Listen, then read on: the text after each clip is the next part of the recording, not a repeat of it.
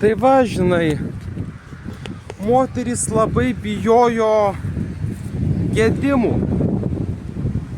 Moterys labai bijojo gedimų.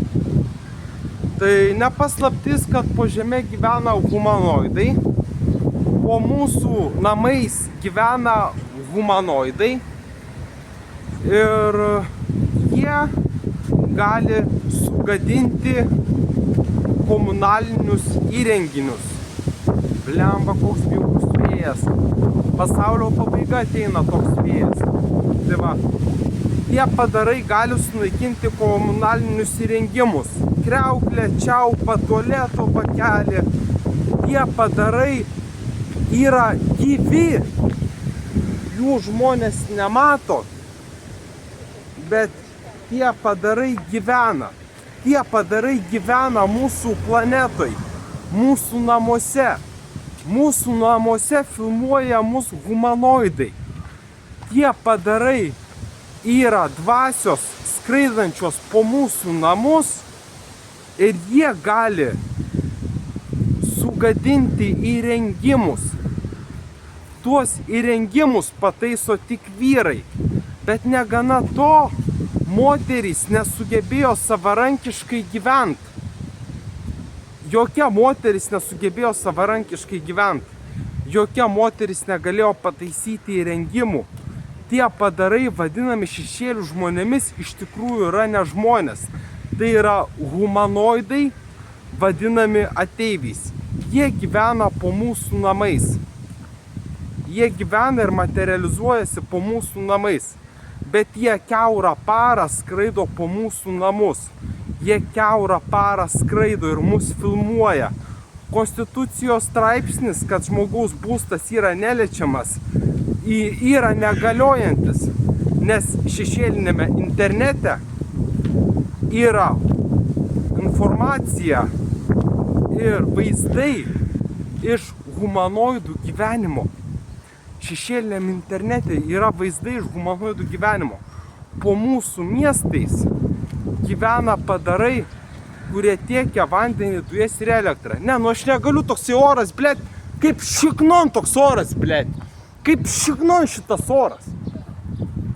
Kaip šiknon šitas oras. Nu, blėt, vėjas pučia kaip kažkoks, blėt, paranoja psichopatinis vėjas. Nu, psichopatinis vėjas. Kažkoks nenormalus vėjas. Nors saulė ir nėra lietaus. Tai va. Šita moteris bijojo tai, kad humanoidai gali sunaikinti įrengimus, o juos gali pataisyti vyriškos lyties žmonės. Moterys nesugebėjo pataisyti savo namų, gali sugesti šviestuvas.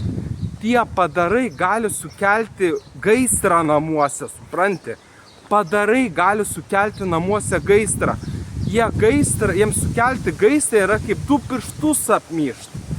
Tas pats liečia ir su mūsų kūnais. Tie padarai, įlindę į mūsų vidurius, sukuria skystį, kuris ištirpdo fekalijas, kuris ištirpdo maistą. Ir tryda atsiranda tada, kai humanoidai dirba su mūsų kūnais.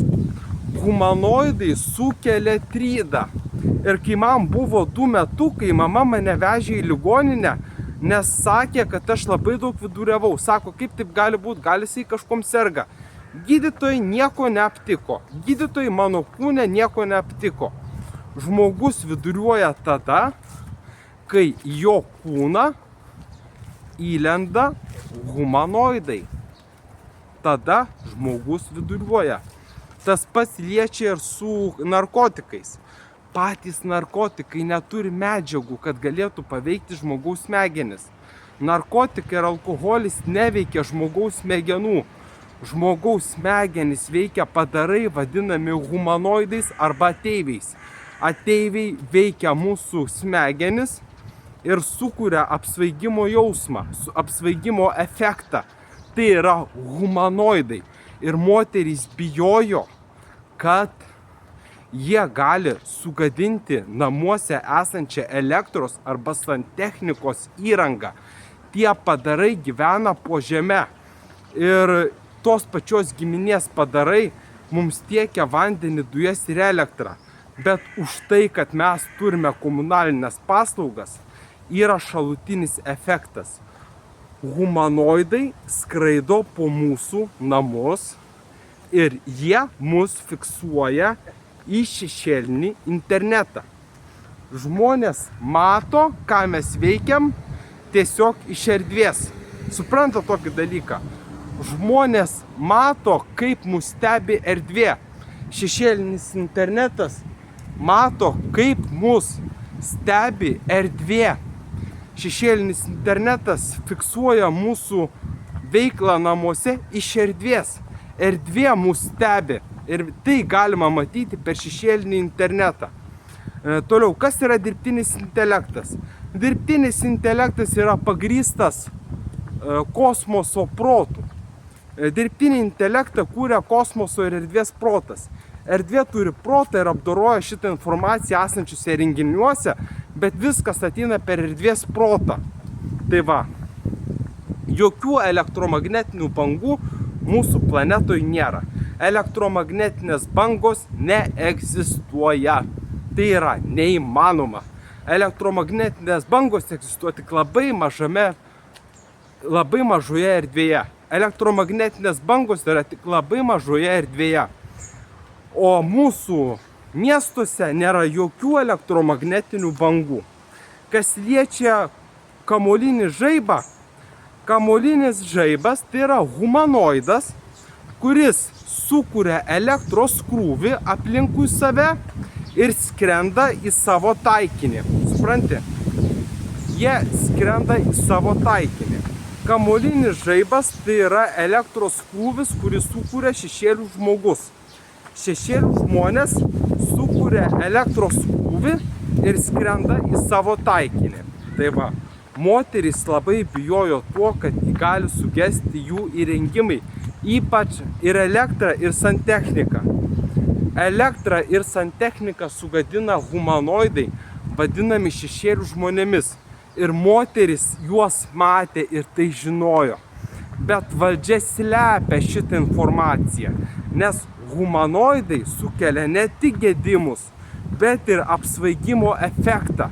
Apsvaigimo jausmas yra tada, kai humanoidai mus paveikia savo erdvės informacija. Tai yra skraidanti informacija.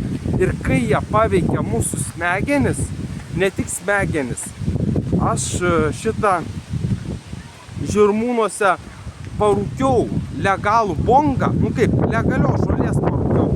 Ir aš taip apsvaigau po bongo, po tos kolbos, aš taip apsvaigau, žinokit, kad aš supratau, jog tai padaro humanoidai. Humanoidai mus svaigina, ne alkoholis, ne narkotikai, mus svaigina humanoidai. O to priežastis yra tai, kad mes pavartojame tų medžiagų, bet poveikį sukelia humanoidai, tas pats ir su vaistais. Jeigu teka seilės, tai yra humanoidai sukuria mūsų burnoje didelį vandens kiekį, vandens perteklių ir pradeda tekėti seilės. Ir moteris visą tai žinojo. Esmė yra ne medžiagos, humanoidų poveikis. Jeigu humanoidai sugeba sukelti apsvaigimo efektą, jie gali sukelti ligas. Humanoidai gali sukelti ligas. Vienintelis dalykas, ko nesukelia humanoidai, tai yra senatvė. Senatvė ateina natūraliai. Ir senatvinės ligos yra tada, kai žmogaus organizmas labai susidėvi. Bet vėlgi, tai vėl sukelia humanoidai. Visą tą sukelia humanoidai. Prostatos vėžį sukelia humanoidai. Apsvaigimą sukelia humanoidai. Ir buvo koronos krizė. Koronos krizę irgi sukėlė humanoidai. Kaip jūs paaiškinsit, kad 30 metų žmogus serga sunkia liga? Jis yra jaunas. Suprant, jis yra jaunas. 30 metų žmogus negali sirgti tokia sunkia liga. Tai yra humanoidai. Šešėlių žmonės sukuria ligos simptomus. Ir ką aš žinojau apie koroną, kad jokia infekcija neegzistuoja. Jokios bakterijos mūsų kūno neveikia. Tai yra komunaliniai humanoidai. Jie veikia mūsų psichiką, jie veikia mūsų kūną, jie sukelia ligas, sukelia apsvaigimą.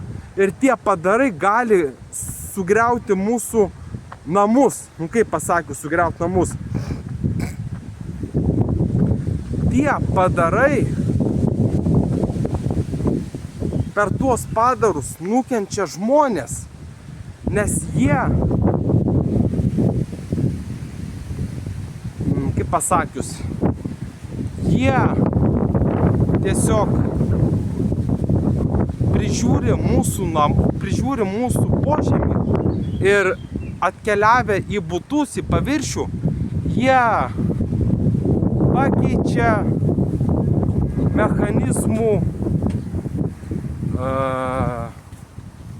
vidų. Jie pakeičia mechanizmų vidų. Sukelia gedimus. Tai va, tai yra humanoidai.